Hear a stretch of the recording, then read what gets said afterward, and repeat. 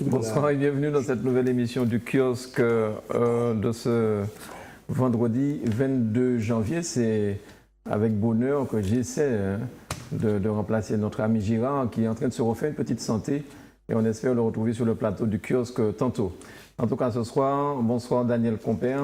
Bonsoir Bagno. Ça va bien? Tu as passé une bonne semaine? Toujours aussi occupé. Et je rappelle que je suis retraité.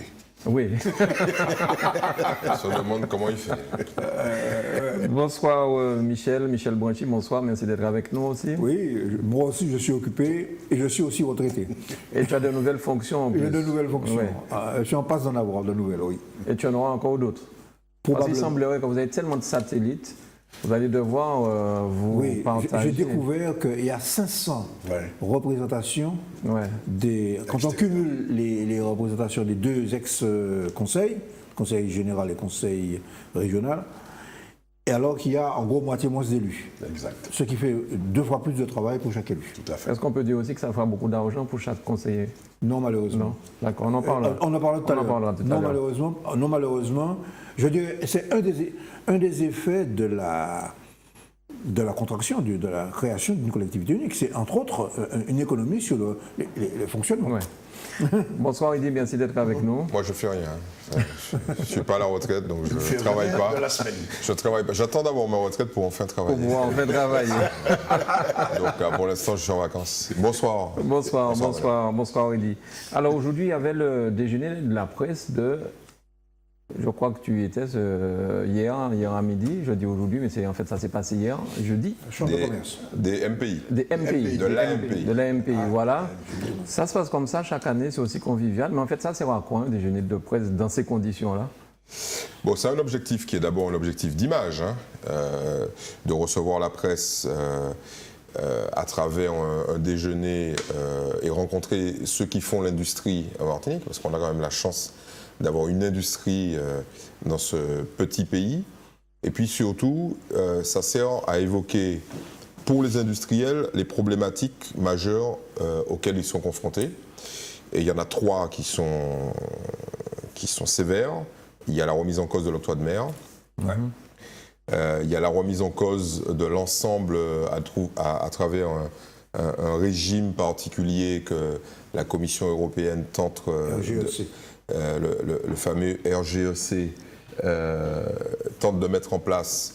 L'idée, c'est de réduire les subventions. On va faire simple pour que tout le monde nous comprenne. Réduire les subventions européennes versées aux entreprises, aux régions, aux collectivités locales, mais surtout aux entreprises européennes. Or, parmi les régions qui reçoivent le plus de subventions par rapport à la valeur ajoutée au chiffre d'affaires, il y a quand même les entreprises martiniquaises. Donc là, il y a un danger. Et puis, il y a une troisième problématique, c'est le démarrage extrêmement lent, voire l'arrêt sur image des fonds européens, puisque les fonds européens n'ont toujours pas démarré. Le programme opérationnel, le nouveau programme opérationnel 2014-2020 n'a toujours pas commencé alors qu'on est en 2016. Ça fait 2 ans de retard. Voilà. Est-ce que c'est pour ça que permettait là Philippe de Montmariette? Voilà. Alors, Philippe de Montmariette souhaitait apporter son aide aux opérateurs industriels dans le cadre de son nouveau mandat de conseiller économique et social national. Parce que pour une fois, le conseiller économique et social national est au bureau, et le bureau du CESE, donc le Conseil économique et social, a quelques prérogatives, notamment dans la saisine des parlementaires. Donc l'idée, c'est de faire du lobbying, quoi. Un peu comme Eurodom le fait à Bruxelles, ou comme les parlementaires le font en allant voir des ministres, etc. C'est un lobbyeur de plus. Mais bon, ne nous faisons pas d'illusions. Tout ça, c'est évidemment un moment d'échange. Mais ça n'a pas d'impact immédiat sur la réalité. La réalité, c'est quoi? Il faut être quand même très conscient de ça. C'est la fin de la défiscalisation en 2020. Ça veut dire que la défisque, c'est plus je défiscalise pour acheter un appartement. Ça, c'est fini depuis très longtemps. Même si ça continue, mais les volumes ne sont plus les mêmes. Parce que maintenant, c'est le logement intermédiaire. C'est-à-dire, il faut un loyer relativement bas pour des revenus moyens. Mais c'est surtout la défiscalisation de l'équipement industriel, c'est-à-dire les industriels qui achètent des machines, outils, ou des camions, des choses comme ça. Et là, ça représente des volumes extrêmement importants. Et ça, c'est fini en 2020. Et c'est remplacé par ce qu'on appelle le crédit d'impôt. Ouais. Mais le crédit d'impôt, ça ne fonctionne que si l'entreprise paie des impôts. Ouais. Bon, donc des entreprises qui paient des impôts en Martinique, il n'y en a pas beaucoup. Il n'y en a pas des masses. Voilà, donc parce que la défiscalisation, ce n'est pas l'entreprise qui défiscalise. Hein. Parce que les gens nous disent, ah ouais, mais si CMC qui a défiscalisé, c'est qu'on l'argent. Non, c'est pas ça. C'est des gens qui défiscalisent parce qu'ils payent beaucoup d'impôts, c'est-à-dire essentiellement des fiscalisateurs extérieurs, des médecins, des architectes français, qui investissent dans par exemple une société un peu particulière, qui soit des SNC, soit des SCI, enfin bon, une société, et cette société achète un bien, un camion, une gouille, qu'elle va revendre à l'entreprise. Voilà, comme ça l'entreprise, en fait, au lieu d'avoir à débourser à travers une banque ou à travers ses propres fonds, a une espèce de loyer, un bail. Voilà, pendant 5 ans. Pendant 5 ans, voilà.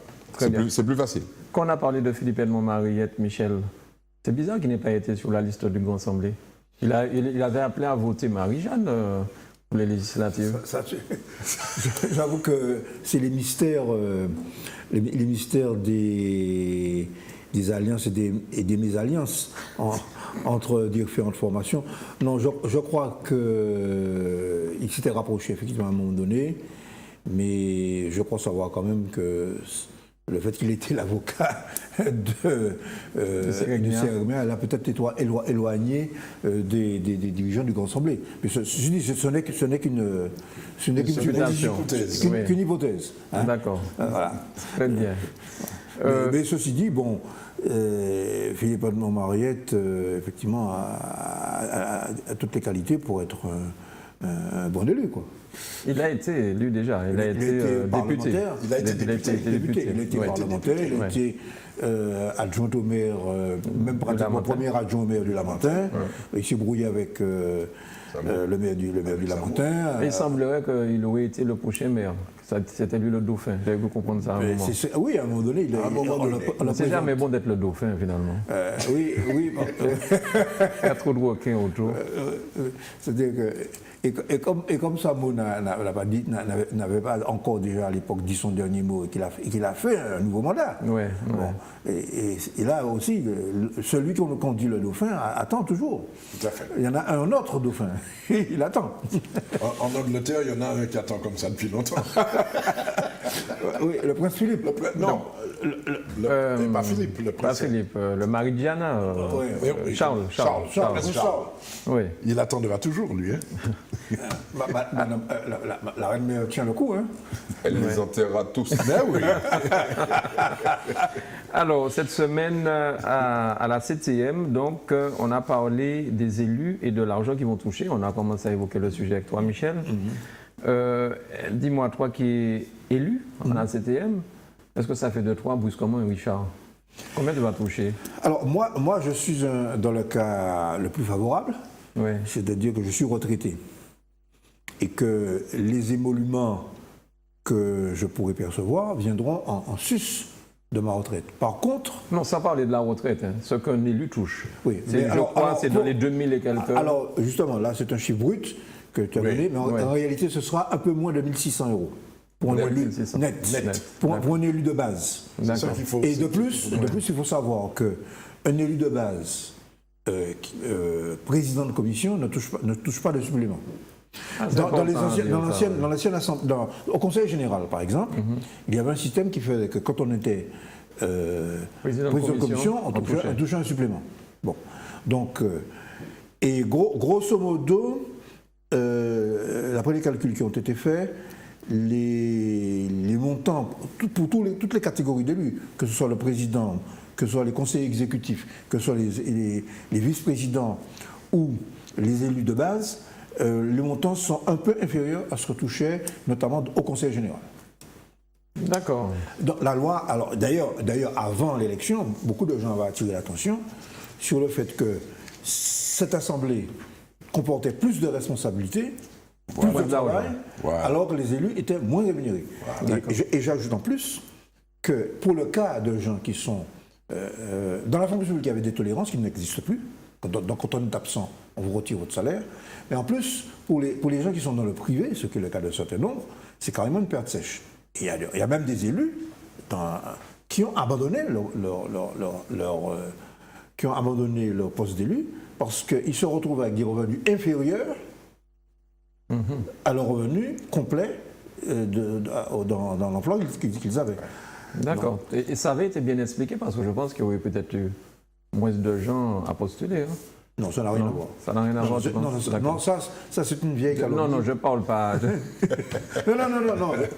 Non, je vais dire la chose suivante. Oui. Dites tout ça, bon, c'est parce que c'est pour. Non.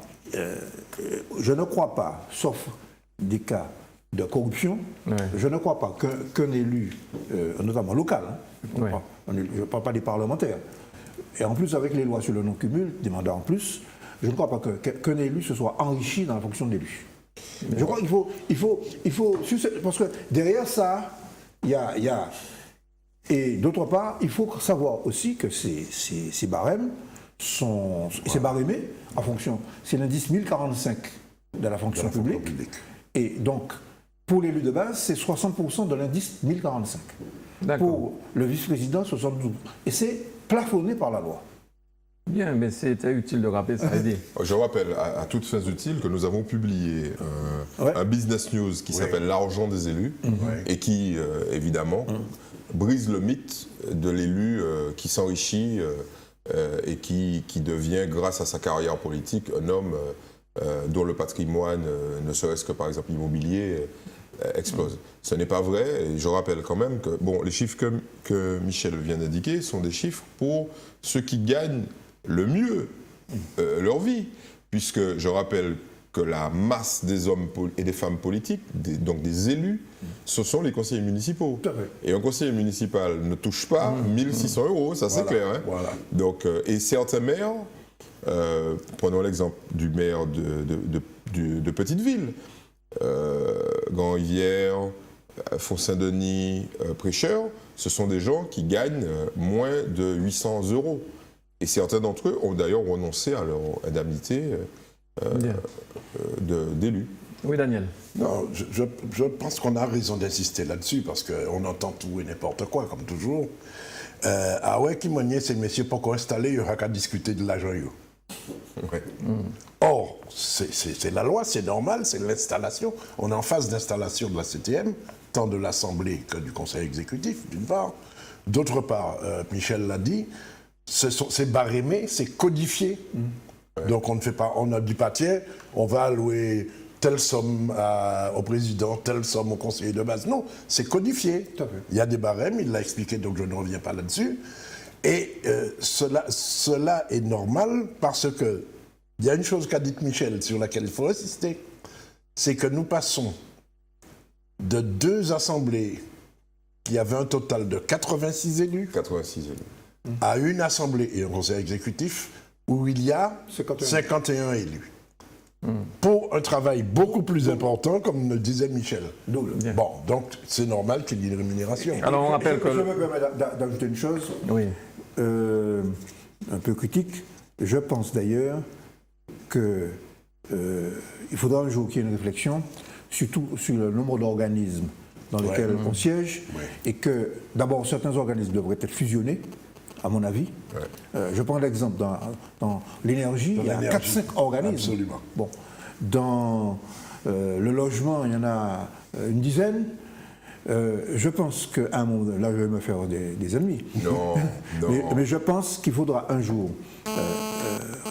condenser tout cela et rationaliser ça, toujours notre préoccupation dans une optique de développement.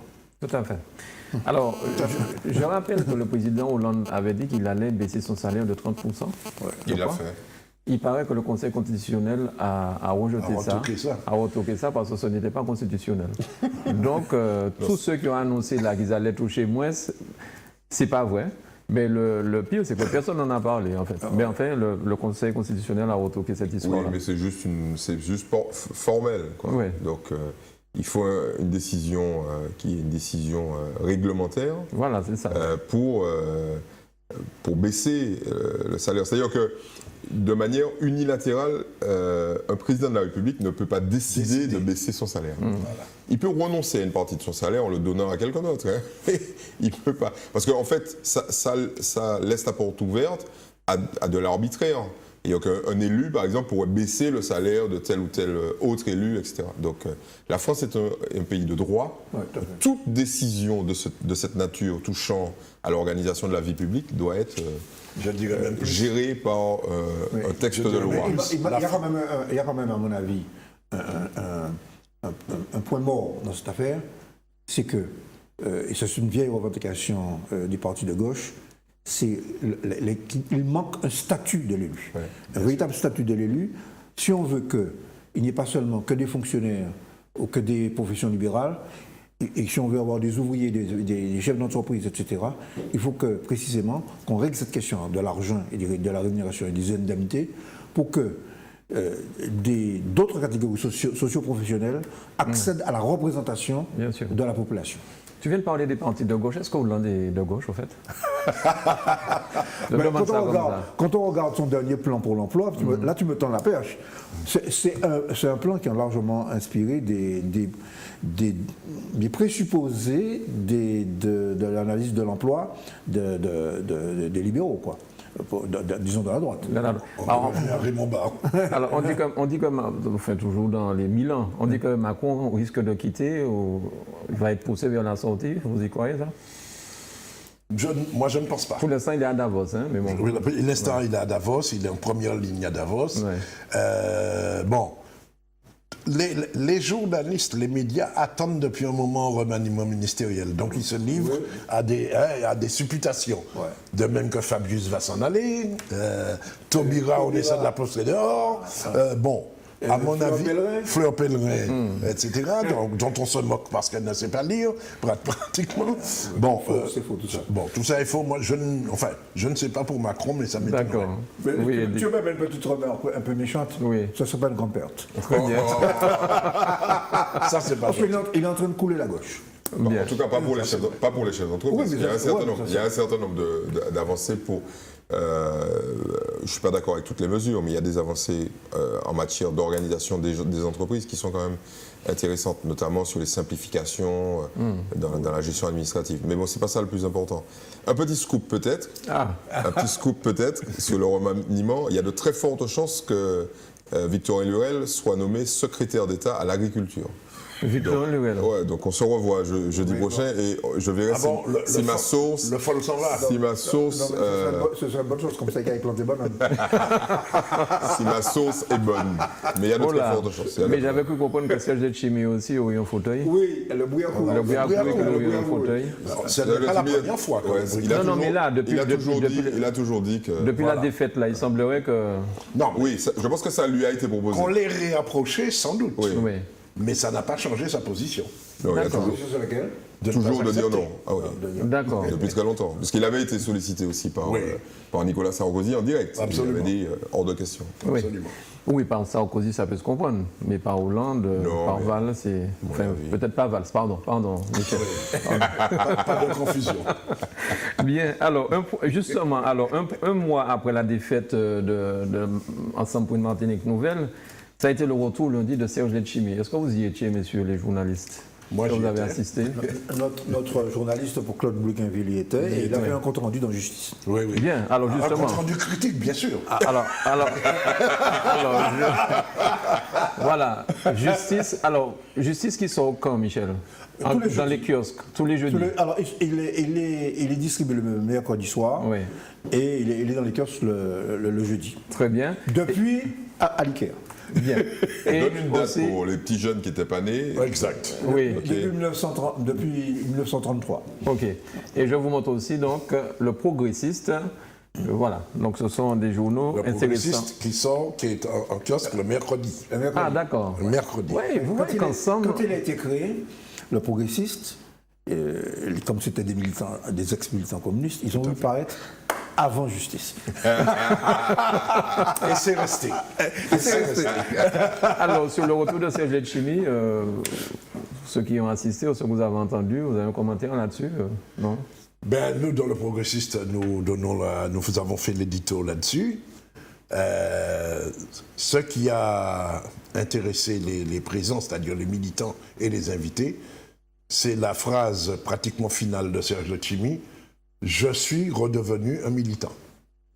Bien. Ça veut dire « Je ne suis candidat à rien ». Donc, ça fait le lien avec ce que nous disions sur un éventuel poste ministériel, n'est-ce pas? Il avait déjà dit que la députation, il va jusqu'en 2017. Oui. Le terme de son mandat actuel. Il ne pense pas non, il ne pense pas, représenter. pense pas se représenter. Bon, on verra d'ici là ce qui va se passer. Moi, je pense qu'il y a de très fortes chances. Il ne faut pas non plus plaisanter. Je pense qu'il y a de très fortes chances que Serge Letchimy se représente. Moi, je vais l'encourager avec ma petite voix à se représenter. Alors, Alfred Marie-Jeanne ne se représente pas non plus. Souhaite qu'on le réquisitionne. Comme d'ancien. Comme d'ancien.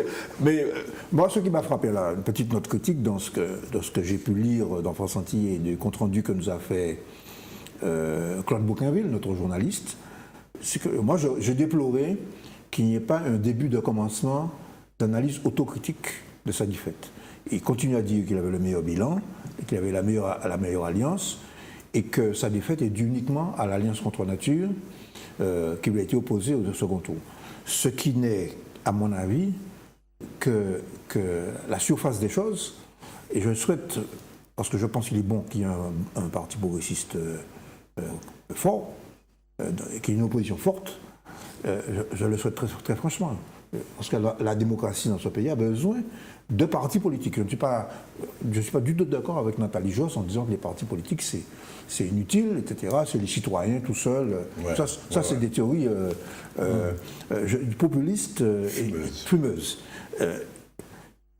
Il est souhaitable que ce parti fasse une introspection sur ça.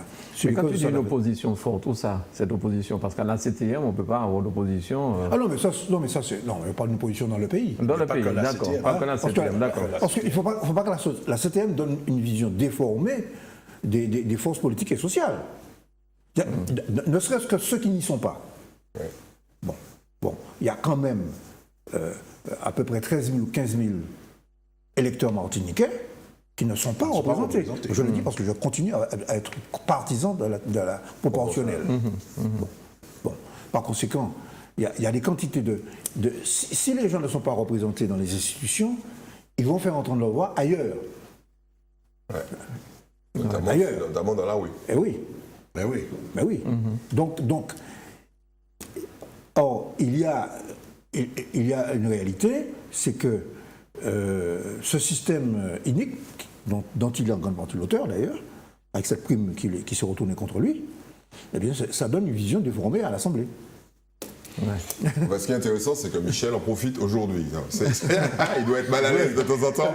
De temps en temps, il doit dire « Ouais, Baïta m'a critiqué, Badoy. » Et puis, le problème, c'est que moi, obligé de défendre lui. Je suis obligé de le défendre aujourd'hui. Non, je les ai toujours entendus dire qu'ils sont comme ça. Il critique, mais... J'ai entendu Nilo à l'Assemblée aussi. Non, mais l'usage au quotidien, c'est ça. Marie-Jeanne aussi, tout à fait. Nous en bénéficions, mais ce n'est pas normal. C'est pas normal. C'est pour ça que la réflexion... la réflexion doit être menée là sur l'évolution du système. Et que là, par exemple, ils ont 5 ans pour qu'à travers une nouvelle loi, une loi modificative, rectificative, on va dire ça comme ça, entre guillemets, puisse faire changer un certain nombre de choses. Il y a 3 choses qu'il faut changer. Il faut changer probablement le mode de scrutin, déjà. Absolument. Déjà, le mode de scrutin me paraît absolument débile. Parce qu'il ne faut pas que la proportion de votants puisse faire basculer la représentation d'une zone. C'est pas parce qu'on a voté plus dans une zone qu'on doit avoir plus de députés, d'élus, de conseillers. Tu vois, tu es déjà en avance d'une réforme. Là. Tu vois. Moi, je suis un partisan la liberté totale et de d'autonomie, voire plus. Donc, les gens le savent et moi, je suis plutôt partisan de la gestion par nous-mêmes d'un certain nombre de choses. C'est dans le sens de l'histoire. Je te remercie beaucoup. Contrairement à ce que certains croient. Même si l'histoire est lente. Mais il y a ça, les deux autres choses, ouais. Il y a ça. Il y a donc la représentation des élus sur les territoires. Il y a probablement le partage du pouvoir, cette fameuse dose de pouvoir entre l'opposition et la majorité, donc cette notion de prime. Et puis moi, je suis d'accord pour mettre une proportion de proportionnel. En clair, l'idée, ce serait quoi? Ce serait de dire, bon, on réserve, allez, 20% de l'Assemblée à ceux qui ont réalisé de très petits scores. Pour que, même s'ils ont 1 ou 2 ou 3 élus, ils puissent s'exprimer. Et puis on réserve, un peu comme c'est là, pour que l'Assemblée puisse fonctionner. Parce que si on se met à faire... On diminue la prime. Voilà. Une prime de 5 au lieu de 11 élus, ça serait suffisant pour assurer la nécessaire stabilité. En fait, mais Michel ne le dit pas, mais Michel, c'est un grand malin. Il a déjà réfléchi à ça. Mais moi, je peux le dire, lui, il ne peut pas le dire. Il dit la chose suivante, il se dit, si on met une prime de 5, ça automatise la notion d'alliance. Ouais, forcément. Ça renforce la puissance et la nécessité des alliances. Mais c'est ce qui s'est déjà passé dans les années d'avant. Oui, mais c'est pas écrit. Oui, c'est pas écrit. Et c'est ça qui s'est passé. Ouais, tout à fait. Au deuxième tour. Au deuxième tour, ça. Je suis surpris que l'ancien président de la région n'ait pas envisagé ce scénario. Manifestement, il a été surpris. Non, il n'a pas été surpris. Je crois qu'il a même envisagé. Et non, voilà, et tu as raison, il n'a pas envisagé, mais il a été mis devant une situation... Non, pas le fait accompli, bien avant. Parce que, bon, très objectivement, on ne va pas raconter aux gens des histoires. La fusion ne s'est pas faite... Et frère Dimochon nous a fait en fusion. Il faut arrêter, quoi. Bon, ok. Alors là, non. Non, attends, laisse-moi finir. Non, je ne parle pas de la rencontre entre les deux partis. Je parle de l'idée de la fusion, ok. Très objectivement, tout le monde ici, Michel, arrête la langue de bois. Tout le monde ici sait très bien que l'un des deux protagonistes de la fusion, c'est-à-dire Yann Monplaisir, avait déjà annoncé bien avant ce fameux dimanche soir que lui, il savait que s'il arrivait en 3e position, il n'allait pas siéger dans une assemblée pour être là à ne rien faire. Comme on dit en créole, à se gratter les graines. Il l'a dit clairement, comme je le dis là, il a dit mon bagage aller à Namaïta, ils m'ont fait figuration. Donc, si je suis 3e, je vais m'allier avec celui qui arrive en 2e position. Et moi, je lui ai posé la question, je lui ai dit, si c'est Marie-Jeanne, il m'a dit, il n'y a aucun souci. Si c'est Letchimy, il n'y a aucun souci. Il dit en télévision, et il ne peut pas le nier puisque les bandes existent, je suis le seul, et il a raison, à pouvoir m'allier avec les deux. Ça, c'est un premier point. Et il l'a dit et répété depuis longtemps, plus d'1 an. Et puis, deuxième élément, il y a des informations concordantes qui indiquent qu'au plus haut niveau, chez les Républicains, les instances de pouvoir avaient donné leur feu vert à une éventuelle alliance. Et pourquoi je dis ça? Et ça, donc, les choses existent. Hein. Évidemment, ça n'a jamais transpiré, puisque c'est, entre guillemets, confidentiel, mais c'est dans le microcosme politique. Je rappelle quand même qu'un certain nombre de villes en Corse ont sauté. Le pouvoir socialiste et le pouvoir de radical de gauche ont sauté avec une alliance républicain nationaliste. Donc c'est pas une surprise. En tout cas, c'est pas. Donc les gens qui s'intéressent à la politique, comme nous, savent que c'était sur la table. Alors il y a des gens qui n'ont pas voulu. Daniel veut parler de Bémon, pardon. Je finis ma phrase. Il y a des gens qui n'ont pas voulu le voir ou qui ont fait semblant de ne pas le voir. Et puis il y a des gens qui savaient, dont un certain nombre d'entre nous. Voilà. Bien, Daniel. Donc je n'étais pas. Eh bien, toi, tu ne suivais pas, tu n'étais pas allé à la classe. D'abord, une petite boutade, il ne faut pas parler de sauter pour des villes corses. Hein. Oui, c'est vrai, ça peut faire penser ça peut prêter à confusion. Deuxièmement, ce que je voulais dire, cette histoire de prime majoritaire, Letchimy n'est pas d'accord avec toi. Letchimy a redit justement à ses vœux le 18 janvier que cette prime majoritaire de 11 sièges, qui lui a tant été reproché, assure la stabilité de l'Assemblée. Oui. N'oublions jamais qu'il y a la possibilité de la motion de défiance de l'Assemblée vis-à-vis de l'exécutif. C'est une possibilité. C'est peu probable. C'est peu probable, mais on ne sait jamais. Non, c'est peu probable. On ne sait jamais. Mais avec 11, c'est peu probable. Avec 5, ça devient... Troisième remarque que je voulais faire, et sans entrer dans un débat avec Michel, mais je ne peux pas le laisser affirmer des choses fausses. Le président du Parti progressiste, Letchimé, est venu présenter ses vœux. Il a bien dit ce n'est pas la rentrée du BPM. Il a balayé un certain nombre de sujets, et s'il n'a pas fait d'autocritique, c'est pas parce que l'autocritique se limite à l'écume des choses, etc. C'est parce que l'autocritique est en cours dans les instances du parti. Pour le prochain congrès. Notamment pour le prochain congrès du mois de mars. Mars 18 mars. Oui, on parle du mois de juin, là, maintenant. Oui, on parle, parce que Alors, me semble. attends, c'était fixé au 18 mars, et comme certains militants ont fait valoir qu'ils voudraient mettre d'abord des conventions, il se peut que ce soit repoussé à juin. Je veux quand même répondre que, en ce qui concerne le Grand Assemblée, en tout cas, les camarades du Parti communiste qui siégeaient dans le directoire du Grand Assemblée, Georges Richaud et Anthony Toussaint, ont certifié qu'il n'a jamais été envisagé une alliance avec Montpellier. La seule alliance qui avait été envisagée, c'était celle avec Elis Nadeau. Avec Nadeau. Et comme elle a été refusée, à mon avis, de manière un peu curieuse, hein, c'était quand même prévisible. Parce qu'ils estiment avoir perdu Sainte-Anne par rapport à Alfred Marie-Jeanne. Oui, mais ça, justement. Ben, ils le répètent chaque fois qu'ils viennent, ils le disent. On croyait quand même qu'ils avaient une vision plus haute. D'accord, bien. Alors, critique un peu de voilée, une vision plus haute. Alors, Sainte-Anne, bon. Alors, il semblerait, l'économiste, donc tu commenceras, puis Eddy et Daniel vont poursuivre, mais il semblerait que du fait que la Chine tousse, toutes les bourses du monde sont malades. Ouais. Est-ce que tu pourrais nous expliquer ça avec des mots que tout le monde pourrait comprendre? Je vais essayer d'être simple. Il est réussi le plus souvent. Alors, et en même temps d'abattre ce canard qui est en train de monter, c'est la Chine qui... C'est la Chine qui tire tout le monde vers le bas. C'est pas vrai, c'est faux.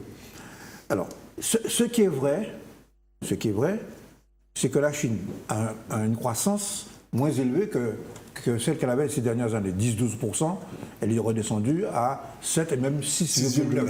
Ce qui est le triple ou le quadruple de la croissance européenne, quand même. Exactement. Bon. Et que par conséquent, la véritable cause du problème de la Chine, c'est le fait que les Chinois eux-mêmes ont décidé de faire une transition entre une économie tournée vers l'exportation et être l'usine du monde, et une économie tournée vers l'intérieur, vers la consommation. Et donc, ils sont en train de remonter le niveau de protection sociale, le niveau de salaire. Hein, pour remonter la consommation. Et cette transition, effectivement, se fait avec, bien sûr, des difficultés. Bon, il y a deux autres facteurs. Il y a la baisse du prix du pétrole, qui plombe les économies des pays émergents, et lesquels pays émergents, comme ce sont quand même des clients des pays, des pays industrialisés, des grands pays capitalistes, eh bien, ça fait des clients en moins. Alors, qu'est-ce qu'on appelle pays émergents pour nos amis qui nous écoutent et nous regardent? Les pays émergents, alors, il y a d'abord ce qu'on appelle les BRICS, c'est-à-dire le Brésil qui est en récession, la Russie qui est en récession, l'Inde, l'Afrique du Sud, et bien sûr la Chine. Mais il y a une autre génération de pays émergents, l'Indonésie, etc. D'accord. Donc, grosso modo, les pays d'Asie du Sud-Est. Hein. C'est ça qu'on appelle les pays émergents. Et tous ces pays-là sont souvent exportateurs de matières premières, parce qu'en dehors du pétrole, il y a la baisse des cours des matières premières. Donc, et ça a une incidence sur l'économie mondiale. Et puis, il y a un troisième élément, c'est le fait que les grandes banques des grands pays, je pense à la Banque centrale des États-Unis, ce qu'on appelle la Fed, la Federal Reserve Board, la Banque d'Angleterre, la Banque du Japon, la BCE, la Banque centrale européenne, ont, pour éponger la crise de 2008, racheté et émis beaucoup de... En gros, on a fait marcher la planche à billets, Donc, ce qui a inondé le marché et les entreprises de capitaux, qu'elles essaient de placer au plus offrant là où c'est le plus intéressant. Et à ce moment-là, les capitaux quittent les pays émergents pour aller vers les États-Unis. Bon. Et ils se placent aussi sur les actions des entreprises, les obligations des entreprises. Voilà. Mais alors pour terminer, donc, ce qui est en jeu, c'est que beaucoup d'analystes, y compris le Fonds monétaire international, craignent que tout cela alimente une nouvelle bulle financière qui peut exploser. Alors, Eddy, comment on peut expliquer que les États-Unis, qui ont subi la même crise que l'Europe, il y a quelques années de ça, ils se sortent du chômage, là, ils sont passés à un truc intéressant. Comment se fait-il qu'en Europe, on n'arrive pas à faire comme eux? Alors, on n'arrive pas à faire comme eux, tout simplement parce que les États-Unis, c'est une fédération d'États qui ont la même monnaie, mais qui ont surtout le même gouvernement, et notamment le même gouvernement financier. Tandis qu'en Europe, c'est une union monétaire d'États qui ont une souveraineté qui est respectée, qui est individuelle, et un gouvernement financier. Ça ne peut pas marcher. En clair, si, prenons le cas de Barack Obama, qui va voir Madame Yellen, qui est la patronne de la Banque fédérale, et lui dit « J'ai besoin que tu fasses marcher la planche à billets pour mettre des liquidités pour que les banques puissent prêter aux entreprises, pour qu'elles puissent embaucher. » Ok.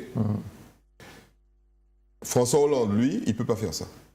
Il ne peut pas aller voir notre ami Draghi, qui a la particularité d'être un ancien de Goldman Sachs, d'ailleurs, pour lui dire, est-ce que tu peux faire tourner davantage la planche à billets de l'euro pour que j'ai un peu plus de fric, par exemple, pour éponger mon budget, etc. C'est fini, ça. Donc, voilà la vraie différence. La différence, c'est que l'Europe s'est enfermée. Moi, je pense que c'est plutôt une bonne chose. C'est enfermé dans une union monétaire, mais qui n'est pas en relation avec une union politique forte. Tandis que les États-Unis, ils peuvent, de manière libre, et maintenant on le juge de manière excessive, faire tourner la planche à billets pour mettre des liquidités, pour relancer l'économie. C'est ce qu'ils ont fait. Donc, cette production de monnaie a engendré une espèce de bulle colossale de liquidités. Ces liquidités ont alimenté de la spéculation. Quand vous avez de l'argent à gogo et qu'il faut absolument placer cet argent-là, vous le placez dans n'importe quoi, le n'importe quoi en question, compte tenu de l'afflux de monnaie, prend une valeur considérable, mais qui ne repose sur rien. Voilà, c'est ce qu'on appelle une bulle financière. Il y a une différence entre la capitalisation, la valeur des bourses et l'écononie réelle. Et ça risque de s'effondrer. Ça risque de s'effondrer. Parce que le Dow Jones, qui est l'indicateur de la bourse de New York, a dépassé son niveau de 2008. Ça veut dire que la bulle a été reconstituée. Alors, c'est plus une bulle. Alors, aux États-Unis, vous avez tout le monde ici, enfin, à travers cette émission, tous ceux qui suivent cette émission depuis un moment, a entendu parler des subprimes, c'est-à-dire des prêts hypothécaires, donc sur les maisons qui ne reposaient sur rien et qui se sont effondrés tout simplement parce que les gens n'ont pas pu payer. Comme on vendait des maisons à des gens qui étaient insolvables, au bout d'un moment, les gens n'ont pas pu payer leur maison, donc ça s'est effondré. Cette bulle-là a été remplacée par d'autres bulles, en particulier aux États-Unis. On a prêté allègrement aux étudiants, toujours en cette période 2008. Donc il y a des types qui ont dit, bon, on prend tous les prêts étudiants, on les met les uns sous des autres, et on fait des produits avec des prêts étudiants. Et les étudiants américains sont incapables de rembourser. Alors c'est considérable, c'est 2000 milliards de dollars. Donc si du jour au lendemain, 2000 milliards de dollars partent en fumée, eh bien, c'est reparti pour un tour. Le problème de fond, c'est que pendant ce temps-là, les salaires n'ont toujours pas augmenté, que l'endettement privé est reparti et que la croissance économique, qui n'est pas alimentée par ce qui fait son carburant, c'est la consommation. Bien. Pour ceux qui veulent comprendre comment ça fonctionne, il y a un film qui est, j'espère, qui est encore sur les écrans, qui s'appelle The Big Short, qui s'appelle Le casse du siècle et qui explique très concrètement. Voilà. Ah bon, il faut s'accrocher, hein, parce que si vous allez au cinéma pour manger des cacahuètes et puis rigoler, vaut mieux pas aller voir ça. Les gens qui veulent comprendre concrètement comment ça fonctionne, ils vont voir The Big Short, Le casse du siècle, magnifique. Bien. Ce que mes camarades appellent la bulle financière, c'est ça, c'est une bulle. Oui. Comme une bulle de savon qui enfle et puis qui explose. On peut dire que c'est une économie basée sur des sables mouvants. Voilà. D'accord ? Donc, tu as des superstructures, mais comme le logement, comme tu l'as dit, etc. et tout, les prêts étudiants autres. Tu as des superstructures, mais sans fondation. Donc, ça finit par s'écrouler et on se retrouve à l'époque de 2008, Bien. 2009. J'ai entendu Ségolène Royal annoncer que Renault allait rapatrier des véhicules, peut-être pas rapatrier, hein, mais faire expertiser des voitures. C'est pas bizarre que ce soit la ministre de l'écologie qui annonce ça et non pas Renault, enfin je sais pas. Qu'est-ce que vous pensez de cette histoire? Est-ce que c'est un coup de pub, un coup de com', je sais pas moi. Ça pourrait être aussi le ministre de l'économie. Non, certainement pas lui. Certainement pas lui. Bon, en tout cas, le fait est que l'État quand même reste un actionnaire majoritaire chez Renault et qu'en cas de difficulté, au cas où il serait prouvé que Renault a triché sur les, notamment sur les concernant la pollution, le CO2, les dispositifs qui contrôlent l'émission de CO2, c'est à la fois un problème industriel mais un problème écologique. Un problème écologique aussi. Donc, mais ce ne serait pas Renault seulement, il y a d'autres marques aussi qui sont citées. Mercedes est cité et j'en oublie d'autres. Oui. Ouais, Opel, voilà. Donc en fait, ils sont tous dedans. En fait, Mais à mon avis, alors c'est l'ancien fonctionnaire de la concurrence de la consommation, ça relève à la fois de la publicité mensongère, et c'est même une tromperie sur les qualités substantielles, énorme. Et au-delà, au pénal, une escroquerie. Ouais, mais on est moins dans quelque chose de frauduleux que ce que Mercedes a fait, puisque Mercedes a... Volkswagen. Je suis déjà dans la fusion-acquisition, et je vais trop vite. C'était frauduleux tout simplement parce qu'il y a eu un logiciel qui cachait aux gens qui contrôlaient qui cachait les émissions supérieures. Tandis que là, c'est très clairement des taux annoncés qui se révèlent faux. Voilà. Donc il n'y a pas d'intention de nuire, il y a simplement un vrai mensonge. C'est moins, à mon avis, c'est moins lourd en termes de condamnation. Je dirais que c'est moins pire. C'est moins pire que si c'était plus mauvais. Alors, je vous propose d'écouter pendant 50 secondes quelqu'un qui dit quelque chose de très intéressant pour notre population. Enfin, j'essaie d'introduire de temps en temps quelques secondes pour pouvoir vous permettre de discuter là-dessus. Si vous voulez bien, si on peut lancer le sujet, s'il vous plaît. Les actions que nous allons mener, ce sont des actions, par exemple, qui consisteront à distribuer des répulsifs, en particulier dans les structures dont nous avons la responsabilité, à faire en sorte que les gîtes domestiques n'existent plus dans les lycées, les structures, les collèges dont nous avons la responsabilité aussi. Et nous sommes en train de mobiliser toutes nos antennes à travers l'ensemble de la Martinique pour à la fois porter cette information et cette aide aux femmes enceintes, aux jeunes, aux enfants, aux familles avec lesquelles nous sommes en contact. Et dans toutes les structures foyers de l'enfance, nous aurons la même action. Donc une action d'information, parce que le seul moyen de combattre le virus, parce qu'il n'y a pas de médicaments, c'est la prévention, c'est-à-dire détruire les gîtes et se protéger par tous les moyens.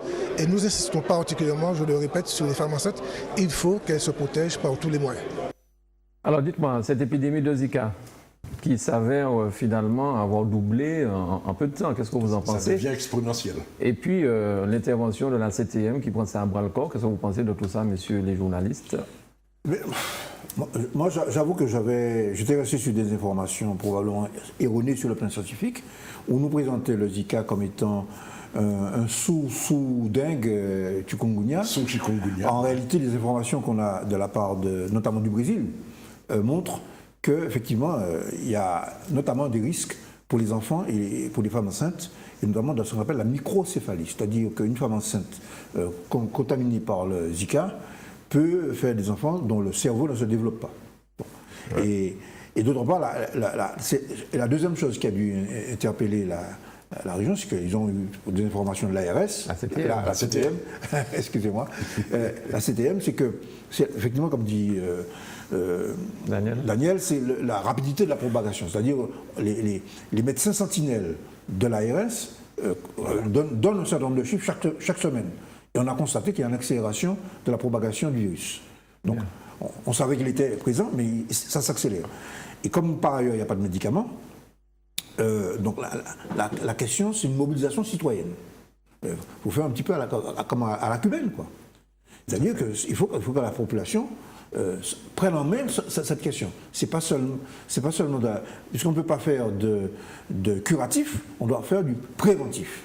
Bien. Ouais, voilà. Tout à fait. Daniel, sur ça? Oui, là-dessus, il faut rappeler, j'avais reçu, comme nous tous, je pense, un communiqué du président de l'exécutif, Alfred Marie-Jeanne, disant, sans mettre en cause le partenariat avec l'ARS et sans attendre, etc., nous fonçons, un peu ce que vient de dire Francis Carole, nous fonçons, pourquoi? Parce que nous, en tant que CTM, nous sommes responsables de, si je ne m'abuse, 43 collèges et environ 25 lycées. Hein, ça fait déjà... Bon, pour ne parler que des établissements scolaires. Et plus tous les établissements qui dépendaient dans l'ancien conseil régional. Voilà. La PMI, etc. Voilà, plus les établissements, dont les EHPAD notamment pour les personnes âgées, etc. Donc, je crois que, et je disais à mon ami Michel que Justice voulait alerter la population et la paniquer, hein, mais effectivement, il faut mettre les gens en alerte pour faire du préventif, comme on dit, hein, puisque il est prouvé jusqu'à présent que le Zika, peut-être contrairement à la dengue, voire contrairement au chikungunya, n'est pas forcé de se révéler par des symptômes. Ouais. D'accord? Ouais. Déjà le chikungunya, je sais, dans ma famille, on a eu le chikungunya, rien ne le laissait prévoir. Et le Zika, il semble que ce soit la même chose. C'est-à-dire, c'est là où ça a pris, où ça vous nie. Donc, tout ce qui peut encourager la prévention est à prendre. Bien. Alors, il nous reste un dernier sujet, puisqu'on a déjà mis la fameuse lumière verte pour nous signaler que le temps qui nous était imparti est terminé. Alors, il y a le renouvellement des instances de la Fédération de la Martinique des Républicains. Il y a une jeune qui s'appelle Audrey Nollet. C'est ça. Qui fait entendre parler d'elle, qui bouscule les mammouths des Républicains, me semble-t-il. Et quel est votre avis? Elle est toute jeune, hein? Elle est toute jeune et elle semble vouloir déchouquer. Mais est-ce qu'on peut dire que Fred Thirault est un mammouth?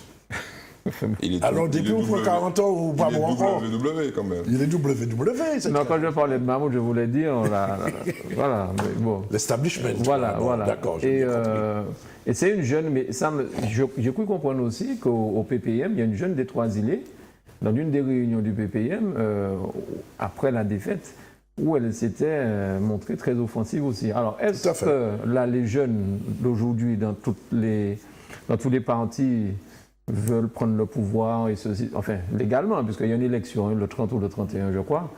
Donc, qu'est-ce que vous pensez de ces jeunes-là qui arrivent sur le marché, qui bousculent tout le monde et dit? Bon, on a l'impression que c'est une nouveauté. Oui. Je vous rappelle qu'il y a des jeunes qui ont secoué le cocotier dans plusieurs partis. Michel Branchi a été jeune. Il a secoué le cocotier à l'époque. Le siècle dernier. Non, mais je pense à des gens... Dire, une carrière politique, sauf si on fait beaucoup de bêtises, ça dure très longtemps. Ok, c'est pas comme une carrière sportive. Hein. On n'a pas besoin d'avoir des muscles, en tout cas pas là où c'est indiqué d'habitude, pour faire une carrière politique. Donc ça peut durer très longtemps. Prenez Miguel Laventure. Quand Miguel Laventure est arrivé, il était tout jeune. Hein. Il a secoué l'UDF. Vous vous rappelez, l'UDF, il a secoué ça. Il y a un certain nombre de gens qui ont trouvé ça pas politiquement correct qu'un jeune comme ça puisse dire des choses. Nilor, à un moment donné, il a bien secoué la mime en disant « Attendez, il faut réfléchir, moderniser, etc. » Moi, je crois que c'est fondamental, mais c'est simplement très classique. Hein. Extrêmement classique. Et c'est comme un organisme vivant, un parti politique. Il y a des arbres qui poussent, qui vieillissent, qui meurent, et puis il y a des jeunes pousses qui montent, etc. Alors, la problématique, c'est que quand les arbres qui poussent et qui vieillissent ne tombent pas suffisamment vite, ben vous avez vu les bananiers. Les bananiers, c'est comme ça. Vous avez les repousses. Ça pousse le tronc. Et c'est parfaitement normal. Oui. Ce qui est anormal, c'est cette tendance un peu particulière à la Martinique des partis politiques à refuser de construire des écoles du parti et à former des jeunes, à les former à la vie politique, à la vie économique. Et c'est un renoncement qui est préjudiciable justement à la paix à l'intérieur des partis. Les clubs de football le font. Pourquoi les partis politiques ne le font pas? Alors que les partis politiques le faisaient à l'époque. Ouais. Il y avait une école de la jeunesse, il y avait des jeunes pousses qui étaient formés à prendre le relais, à prendre le pouvoir. Simplement, la chose politique s'est totalement délitée. Et cette partie-là, qui est une partie fondamentale du renouvellement des élites politiques, et des élus tout simplement, a disparu. Bien. Ce qu'il faut éviter, c'est la guerre des générations. Ouais. Dans les partis politiques comme dans la société. Mais pour l'éviter, il faut préparer la vie. Il faut préparer. Non, on est d'accord. Césaire disait toujours, je me rappelle Césaire en train de me dire ça, il ne faut pas tomber dans le jeunisme.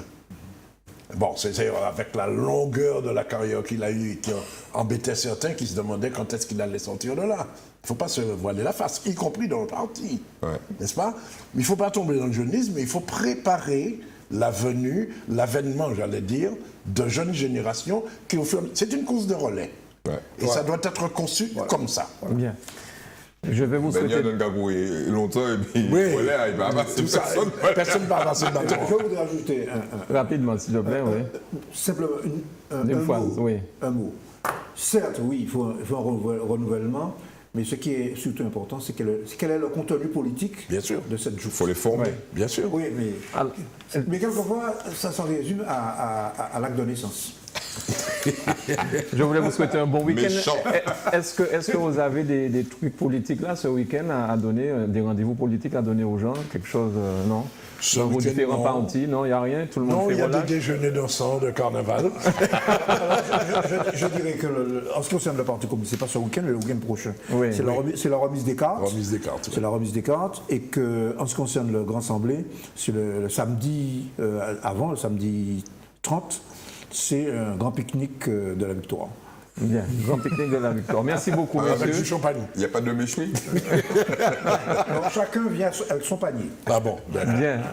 Merci à tous les trois, merci. Et puis la semaine prochaine, je voudrais aussi vous dire que j'ai reçu des mails cette semaine, j'en ai transféré un, je crois, Eddy, où les gens semblaient contents que lorsque vous discutiez entre vous, il n'y a pas d'engueulade, il n'y a pas d'injure, et que ça se passe de manière cool et consensuelle. Ouais. Donc je vous transfère simplement ce qu'on nous a dit.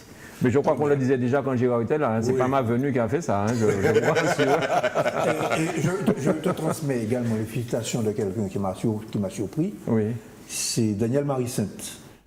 J'étais lors de la coupure de la plénière. Oui. Il y a eu un déjeuner sur place, et j'étais dans une table où il y avait un certain nombre de gens, etc.